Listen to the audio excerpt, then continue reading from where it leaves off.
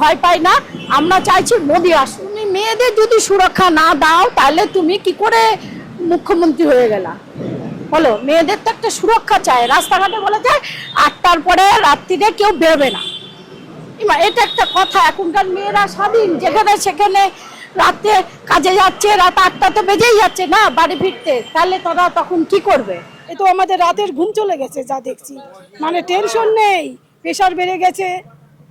এই অনলাইনে এই 100 টাকা ছিল, অনলাইনে কাজ করিয়ে নিয়েছি। অনলাইনে লোকেরা তো মানে রাজা হয়ে যাচ্ছে। সাহায্য করে ঠিক, তা আমরা তো সবটা পাই না, এই জন্য কিছু কিছু সাইড হয়ে যায় বলে টাকা পয়সা, আমরা এই জন্য যে আছে বলে তার সাথে থাকি। এখন বর্তমানে যে যদি ভালোবাসে তাকে আবার ভোট দেবো, তাদের আবার নিয়ে চলবো, এটা আমার বক্তব্য শেষ করলাম। ওর যে একটা ঘটনা হয়ে গেল, এর তো কোনো বিচার হলো না। আমরা তো সারা পৃথিবী লড়ে গেল, তাও তো কোনো সুরক্ষা হলো না। লাস্টে কি করলো? সঞ্জয়কে ঢুকিয়ে দিল। এটা তো কি হলো বলো? আমার কথা হচ্ছে সেইটা নয় যে তুমি এটা কি করছো। তুমি মেয়েদের যদি সুরক্ষা না দাও তাহলে তুমি কি করে মুখ্যমন্ত্রী হয়ে গেলা বলো? মেয়েদের তো একটা সুরক্ষা চাই। রাস্তাঘাটে বলে যায় 8টার পরে রাত্রিরে কেউ বেরোবে না। এটা একটা কথা। এখনকার মেয়েরা স্বাধীন, যেখানে সেখানে রাতে কাজে যাচ্ছে, রাত 8টা তো বেজেই যাচ্ছে না বাড়ি ফিরতে, তাহলে তারা তখন কি করবে বলো? কি করবে? কোথায় যাবে? তাহলে এইগুলো তো মেয়েদের কোনো সুরক্ষা নেই, তাহলে মেয়েরা কোথায় যাবে? তুমি তাহলে কি সুরক্ষা করছো, কি করছো? তাহলে আমরা চাই দেখো 5 বছর অন্তর অন্তর পাল্টি হোক। আমরাই মোদি, আমরাই মমতা, আমরাই সিপিএম, আমরাই সব, যে পাল্টি হোক। যে আমরা এখন এটা সত্যি কথা বলতে কি আমি ভয় পাই না, আমরা চাইছি মোদি আসুক। অনেক অত্যাচার হয় বা ওদের টাইম মতন যে টাকাটা ওটা পায় না, কি বলবেন এই নিয়ে? এই ব্যাপারে কোনো রকম আন্দোলন বা অঙ্গনওয়াড়ি কোনো সংগঠিত হতে আমি দেখিনি কোনোদিন এখানে। এরকম কোনো খবর নেই।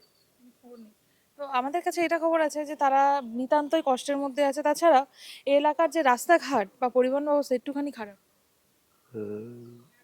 দেখুন, আমি গয়েশপুর থেকে আসি, এখানে যে রাস্তাঘাট ভালোই, সেরকম খারাপ কিছু আমি দেখিনি। রাস্তাঘাট যথারীতি মেরামত করা, নতুন রাস্তা সংস্কার করা, এইগুলো ভালোই, খারাপ কিছু দেখতে পাচ্ছি না। এখানে তার মানে কি রাজ্য সরকার ভালো কাজ করছে? রাজ্য সরকার ভালো কাজ করছে কিনা আমি বলতে পারবো না, তবে বর্তমান পৌরসভার যিনি আহ, দায়িত্বে আছেন তিনি যথাসাধ্য কাজ করছেন। পৌরসভার যে দায়িত্বে আছে দেবাশিস বাবু, দেবাশিস বোস। কাছে বললাম 27 তারিখে নাকি আমাদের হিয়ারিং ছিল, বিএলওর আমাকে বলেনি 27 তারিখে। পরে আবার আমি বিএলওরকে গিয়ে জিজ্ঞাসা করলাম যে 27 তারিখে হিয়ারিং আছে, আপনি বললেন না কেন? বলছে না ওটা হিয়ারিং না, ওটা লিস্ট বেরিয়েছে 27 তারিখে, এই কথা বললো। এখন খুব আমাদের মানে রাতের ঘুম আমাদের চলে যাচ্ছে এখন যা দেখছি, যা করছে।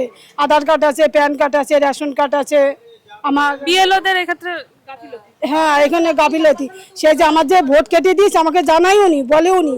আমি ওনার বাড়ি 2-3 দিন গেছি, গিয়ে আমি বললাম, এবার কালকে আবার গেছি, গিয়ে বলছি কি 27 তারিখে হিয়ারিং ছিল, আমাকে বলেননি। তারপর আমার ভোটে না, এখন বলছেন আমার ভোটে নাম কেটে দিয়েছি।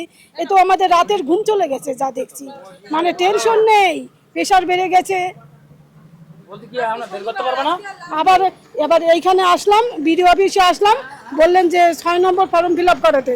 6 নম্বর ফর্ম ফিল আপ হলো, অনলাইন থেকে এরকম 2 কপি বার করলাম, 1 কপি ওনারা জমা নিল, 1 কপি আমাকে দিল। দিদিভাই, হরে কৃষ্ণ।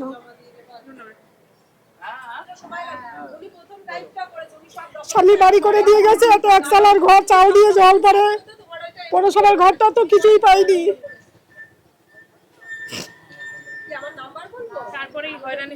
তারপরে এই হয়রানি শিকার।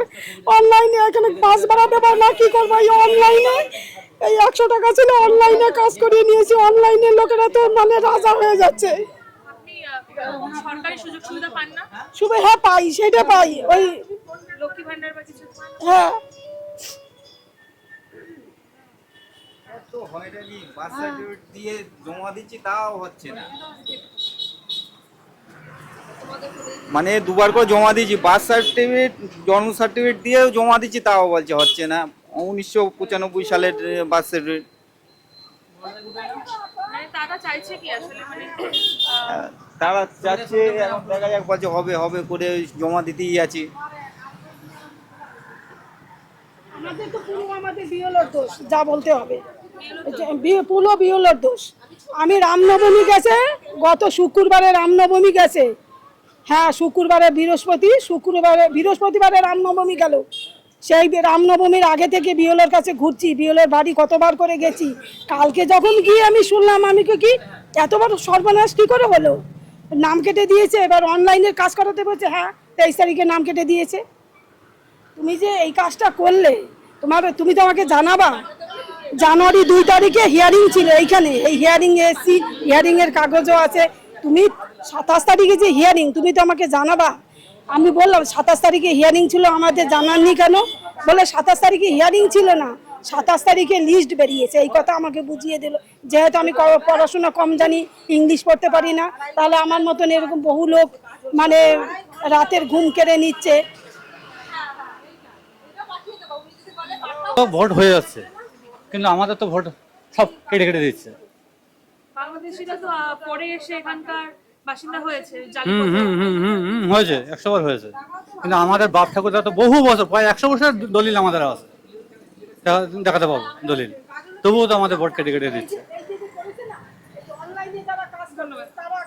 পরিস্থিতি তাতে করে মনে হয় যে 2026 সালে মমতা সরকার টিকবে।